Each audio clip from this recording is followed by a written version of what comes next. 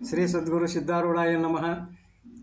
ಗುರು ಬ್ರಹ್ಮ ಗುರುರ್ವಿಷ್ಣು ಗುರುರ್ದೇವೋ ಮಹೇಶ್ವರ ಗುರು ಸಾಕ್ಷಾತ್ ಪರಬ್ರಹ್ಮ ತಸ್ಮೈ ಶ್ರೀ ಗುರುವೇ ನಮಃ. ಇವತ್ತಿನ ದಿವಸ ನೀವೆಲ್ಲ ಕರ್ತಾರಣ ಕಮ್ಮಟ ಅಂತಕ್ಕಂಥ ಒಂದು ವಿಷಯವಾಗಿ ಚಿಂತನವಂತನ ಮಾಡೋಣಂತ. ಈ ಒಂದು ಜಗತ್ತು ಅತ್ಯಂತ ವಿಶಾಲವಾಗಿ ಐತಿ. ಇದರಲ್ಲಿ ನಾವಿರುವಂಥ ಪೃಥ್ವಿ ಒಂದು ಧೂಳಿ ಕಣಕ್ಕ ಸಮಾಯ.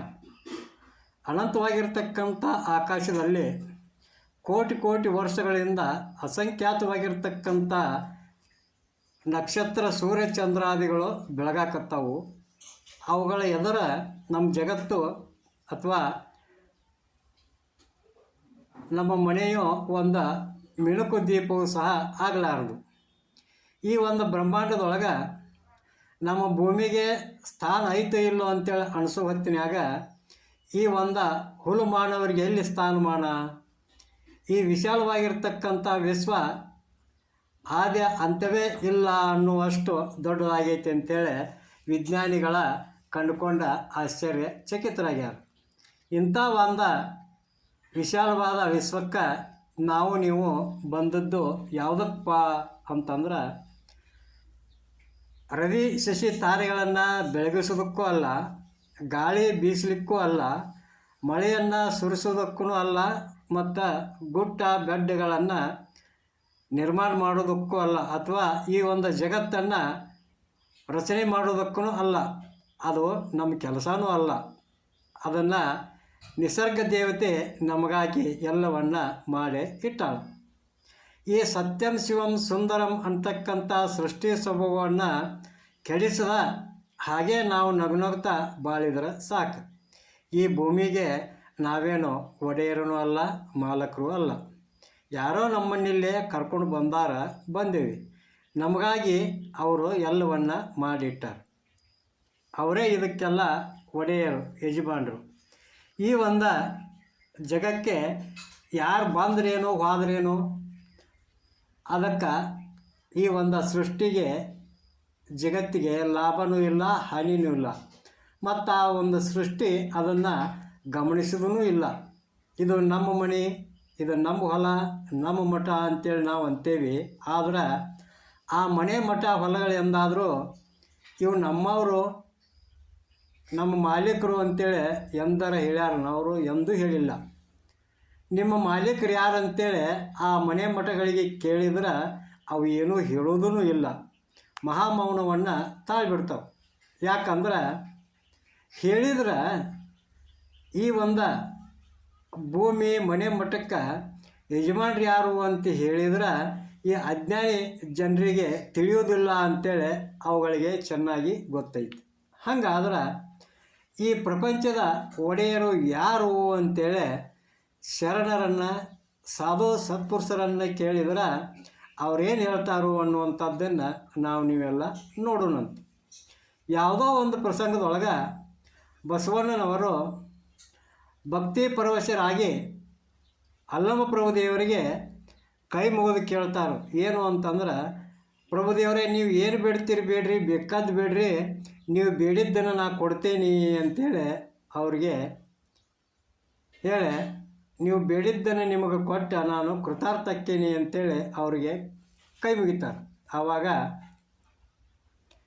ಪರಮ ಅನುಭಾವಿಯಾಗಿರ್ತಕ್ಕಂಥ ಅಲ್ಲಮ ಪ್ರಭುದೇವರು ಬಸವಣ್ಣನವರಿಗೆ ಒಂದು ಪ್ರಶ್ನೆಯನ್ನು ಕೇಳ್ತಾರೆ. ಅದು ಯಾವಪ್ಪ ಅಂತಂದ್ರೆ,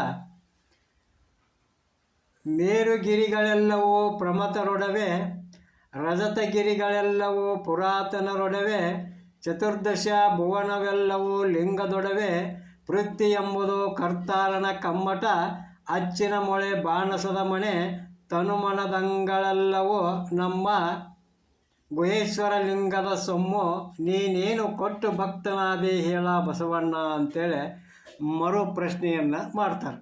ಅಂದ್ರೆ ಈ ಪೃಥ್ವಿ ಮೇಲೆ ಇರ್ತಕ್ಕಂಥ ಗಿರಿ ಗಂವರ,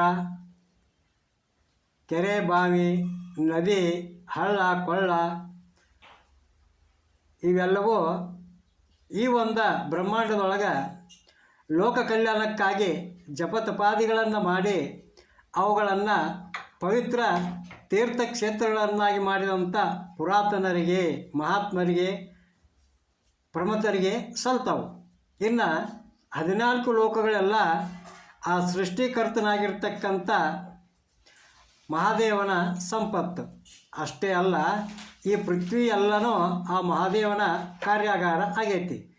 ಚರಾಚರ ವಸ್ತುಗಳನ್ನು ನಿರ್ಮಿಸುವ ಪಡಿಯಚ್ಚಿನ ಮೊಳೆ, ಹಣ್ಣು ಹಂಪಲು, ಕಾಳು ಕಡಿ ಮೊದಲಾದ ಆಹಾರ ಪದಾರ್ಥಗಳನ್ನು ತಯಾರಿಸುವಂಥ ಈ ಭೂಮಿ ಸೀಮೆ ಏನೈತಲ್ಲ, ಇದು ಪರಮಾತ್ಮನ ಒಂದು ಅಡಿಗೆ ಮಣಿ ಅಂತ ಹೇಳ್ತಾರೆ.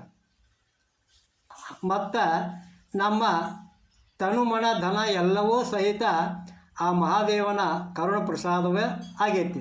ಹೀಗಿರುವಾಗ ಎಲ್ಲವೂ ಆ ಪರಮಾತ್ಮನಿಗೆ ಸೇರಿದ್ದಂದಾಗ ಬಸವಣ್ಣನವರ ನೀವು ಯಾರಿಗೆ ಏನು ಕೊಟ್ಟು ಭಕ್ತರಾದ್ರಿ ಹೇಳ್ರಿ ಅಂತೇಳಿ ಅಲ್ಲಮ್ಮ ಪ್ರಭುದೇವರು ಯಾರಿಗೆ ಆ ಬಸವಣ್ಣನವರಿಗೆ ಕೇಳ್ತಾರೆ. ಅಂದ್ರೆ ಈ ಭೂಮಿ ಮ್ಯಾಗ ಬಂದಂಥ 84 ಲಕ್ಷ ಜೀವರಾಶಿನೂ ಇಲ್ಲೇ ಯಾವುದಕ್ಕೂ ಒಡೆಯರೂ ಅಲ್ಲ. ತಮ್ಮ ಶರೀರ ಸಹಿತವಾಗಿ ತಮ್ಮ ಶರೀರ ಸಹಿತ ತಮ್ಮದಲ್ಲದಾಗಿರುವಂಥ ಪರಿಸ್ಥಿತಿ ಒಳಗೆ ಈ ಜೀವರಾಶಿಗಳು ಈ ಭೂಮಿ ಮ್ಯಾಗ ಬಂದ ಬಾಳೆ ಉಂಡ ಹುಟ್ಟ ಒಂದು ದಿವಸ ಈ ಪೃಥ್ವಿ ಒಳಗೆ ಲೀನವಾಗಿ ಹೊಕ್ಕಾವು ಅಂತಂದ ಮ್ಯಾಗ ನಿಮ್ಮದನ್ನುವಂಥದ್ದು ಇಲ್ಲಿ ಏನೈತಿ ಅಂಥೇಳಿ ನೀವು ಕೊಡ್ತೀನಿ ಅಂತ ನನಗೆ ಮಾತು ಕೊಡಕತ್ತೀರಿ ಅಂತೇಳಿ ಯಾರು ಅಲ್ಲಂ ಪ್ರಭುದೇವರಿಗೆ ಕೇಳಿದಾಗ ಆ ಬಸವಣ್ಣನವ್ರಿಗೆ ಕ್ಷಣಕಾಲ ದಿಂಗ್ಮೋಡ್ರಾಗಿ ಅವರಿಂದ ಮಾತಾ ಬರೋದಿಲ್ಲ, ಅವರು ನಿರುತ್ತರರಾಗಿ ಬಿಡ್ತಾರೆ. ಆದ್ರೆ ಮರುಕ್ಷಣವೇ ಅವರು ಎಚ್ಚೆತ್ತುಕೊಂಡ ಎನ್ನ ತಪ್ಪು ಅನಂತ ಕೋಟಿ ನಿಮ್ಮ ಸೈರನಿಗೆ ಲೆಕ್ಕವಿಲ್ಲಯ್ಯ ಪ್ರಭುವೇ ನನ್ನನ್ನು ಕ್ಷಮಿಸಿರಿ ಅಂತೇಳಿ ಆವಾಗ ಅಲ್ಲಮ್ಮ ಪ್ರಭುದೇವರ ಪಾದಕ್ಕೆ ಬಿದ್ದು ನಮಸ್ಕಾರ ಮಾಡಿ ಅವರು ಆ ಪ್ರಭುದೇವರ ಹೃದಯವನ್ನು ಗೆಲ್ತಾರೆ. ಈ ಒಂದು ಜಗತ್ತನ್ನು ಸೃಷ್ಟಿ ಮಾಡಿದಂಥ ಆ ಮಹಾದೇವನ ಯೋಜನೆ ಎಷ್ಟು ಸುಂದರ ಆಗೈತಿ ಅಂತಂದ್ರೆ, ಶತಪದಿ ಹುಳಕ್ಕೆ 100 ಕಾಲದವು, ಸಹಸ್ರಪದಿಗೆ ಹುಳಕ್ಕೆ 1000 ಕಾಲದವು. ಆದರೆ ಅವುಗಳ ನಡಿಗೆ ಮಾತ್ರ ಯಾವಾಗಲೂ ತೂಕಬದ್ಧವಾಗಿ ಇರ್ತೈತಿ. ಆದ್ರೆ ನಮಗೆ 2 ಕಾಲಿದ್ದರೂ ಒಮ್ಮೊಮ್ಮೆ ನಾವು ನಡೆಯುವಾಗ ತೂಕವನ್ನು ತಪ್ತೀವಿ. ನಮಗೆ 2 ಕಾಲು, 2 ಕೈ, 2 ಕಣ್ಣು, 2 ಕಿವಿ, 1 ಮೂಗು ಹಿಂಗೆ ಅದಾವು. ಅಕಸ್ಮಾತ್ ಹಿಂಗಿಲ್ಲದ ಮೈತುಂಬ ಕಣ್ಣು ಮೈತುಂಬ ಕಿವಿ ಮಾಡಿದ್ರೆ, ಪರಮಾತ್ಮ ಮಾಡಿದ್ರೆ ಏನು ಮಾಡೋದು? ಅಥವಾ ಈ ನಮ್ಮ ಶರೀರದೊಳಗೆ ನಮ್ಮ ತಲೆಯೊಳಗೆ ಕೂದಲು ಬೆಳೆದಂಗೆ ನಮ್ಮ ಬಾಯಿಯೊಳಗಿನ ಹಲ್ಲು ಬೆಳೆಯುತ್ತಿದ್ರೆ ಏನು ಮಾಡೋಕ್ಕಾಕ್ಕಿತ್ತು? ಅದಕ್ಕೆ ನಿಜವಾಗಿಯೂ ಆ ಮಹಾದೇವನ ಒಂದು ಉಪಕಾರ ಬಹಳ ದೊಡ್ಡದೈತಿ. ಕೋಟಿ ಕೋಟಿ ಕಾಗೆ ಕೋಗಿಲೆಗಳು ಇದ್ರೂ ಅವುಗಳ ರೂಪದೊಳಗೆ ದೋಷಿಲ್ಲ. ಕರ್ಮಠ ಅಂತಂದ್ರೆ ಇದು ಒಂದು ಕಾರ್ಯಾಗಾರ ಅಥವಾ ಕಾರ್ಖಾನೆ. ದೇವನ ಈ ಒಂದು ಕಾರ್ಖಾನೆಯೊಳಗೆ ತಪ್ಪನ್ನು ಹುಡುಕೋದನ್ನ ಒಂದು ದೊಡ್ಡ ತಪ್ಪು. ಹೆಂಗಪ್ಪ ಅಂತಂದ್ರೆ, ಅಮೇರಿಕನ್ನರ ಮೈ ಬಣ್ಣ ಬೆಳಗೈತಿ, ಆಫ್ರಿಕಾ ದೇಶದವ್ರ ಮೈ ಬಣ್ಣ ಕಪ್ಪೈತಿ. ಹಂಗೆ ನಮ್ಮ ಭಾರತೀಯರ ಬಣ್ಣ ಗೋಧಿ ಬಣ್ಣ. ಇದೆಲ್ಲ ಆ ಪರಮಾತ್ಮನ ಯೋಜನೆನೇ ಆಗೈತಿ. ತಪ್ಪಿನೂ ಕೂಡ ಇದು ಬದಲ ಆಗೋದಿಲ್ಲ.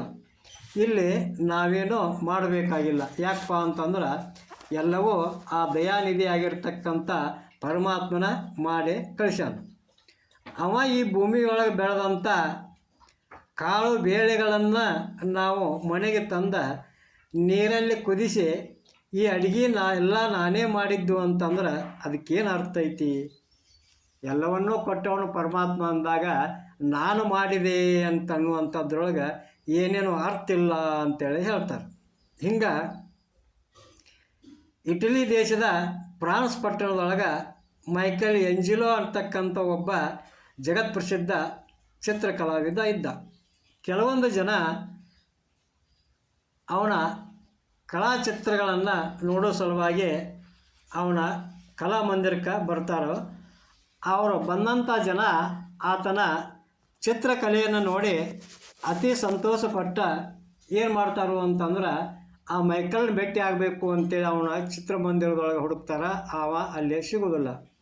ಅವ ಎಲ್ಲಿರ್ತಾನೋ ಅಂತಂದ್ರೆ ಒಂದು ಸಮುದ್ರ ದಂಡೆಯೊಳಗೆ ಸಾಯಂಕಾಲ ಹೊತ್ತಿನೊಳಗೆ ಆ ನೀರಿನೊಳಗೆ